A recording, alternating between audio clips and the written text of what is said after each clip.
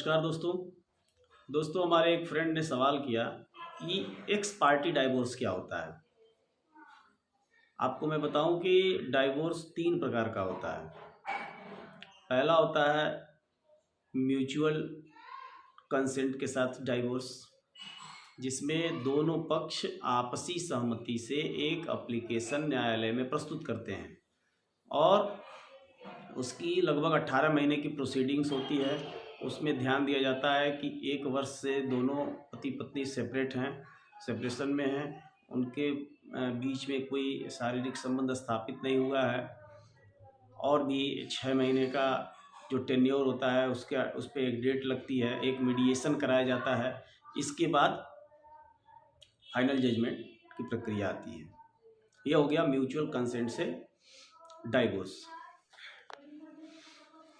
दूसरा है contested divorce. Contested divorce में दोस्तों कोई एक पक्ष तलाक लेना चाहता है, दूसरा पक्ष कंटेस्ट करता है। इसकी प्रक्रिया ये है कि कोई एक पक्ष तलाक के लिए एप्लीकेशन फाइल करता है, फिर उसे कोर्ट के माध्यम से बुलावा पत्र भेजा जाता है, यानी समन किया जाता है कि आपके खिलाफ फला तिथि को एक फाइल नियत की गई है जिसमें तलाक का मामला दाखिल है।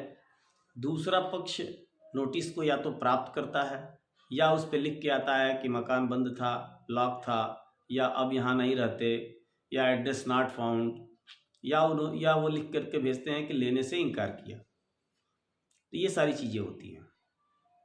तो अगर वो हाजिर हो जाते हैं और अपना जवाब फाइल करते हैं तो वो होता है कंटेस्टेड डाइवोर्स। इसमें भी मीडिएशन की प्रक्रिया होती है, कोर्ट द्वारा मीडिएशन कराया जाता है, क्योंकि कोर्ट कभी ये नहीं चाहता कि दो पक्षों के बीच तलाक जैसा कोई कार्रवाई किया जाए। कोर्ट सबसे पहले यही प्रयास करती है कि दोनों पक्ष आपस में सुलह करके एक हो जाएं और एक साथ जीवन बिताने के लिए राजी हो जाएं, और जो उनके बीच में विवाद की स्थिति बन रही है, विवाद बिंदु जो बन रहा है, उन चीज़ों को रिमूव किया जाए। तो दूसरा दोस्तों ये हो गया आपका कंटेस्टेड डाइवोर्स।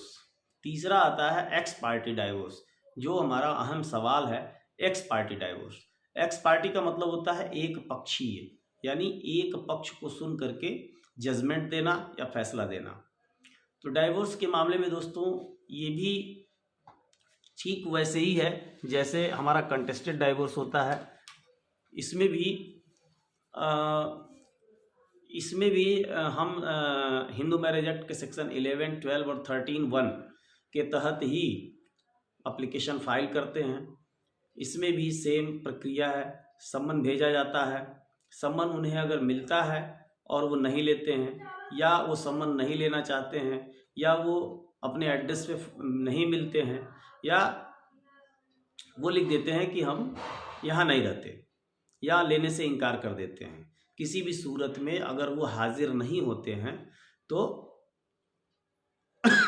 एक बार दो बार सम्मन करने के बाद गजट की प्रक्रिया होती है, पेपर में गजट किया जाता है, या तामिला होल्ड, किसी भी प्रकार से तामिला होल्ड अगर हो जाता है, यानी कोर्ट को ये संज्ञान हो जाता है कि अगली पार्टी को संज्ञान है, मुकदमे की जानकारी हो गई है और वो जानबूझकर उपस्थित नहीं आ रहे हैं, तो ऐसी स्थिति में कोर्ट तामिला होल्ड कर देती है या तामिला पर्याप्त अवधारित कर लेती है।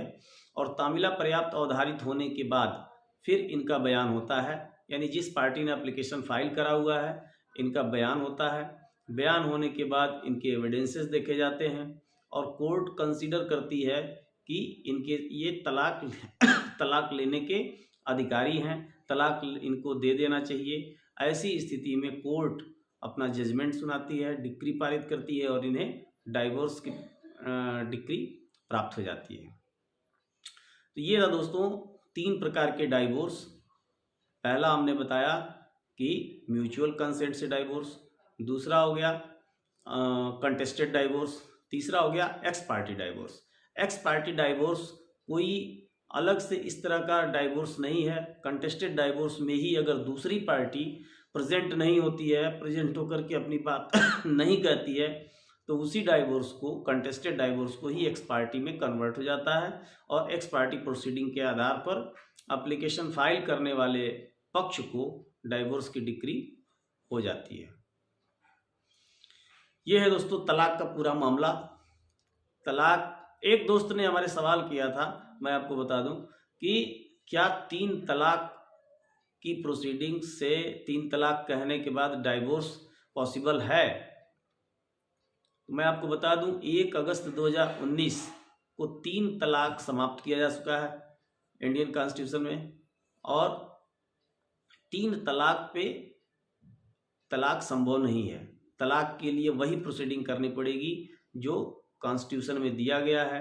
एप्लीकेशन आपको न्यायालय में फाइल करना होगा, एविडेंस के आधार पर, प्रोसीडिंग्स के आधार पर, ट्रायल, गवाहों के जीरा और बयान के बाद ही अगर आप सही हैं, संभव है, तो आपको तलाक दिया जाएगा, अदरवाइज तलाक नहीं संभव है।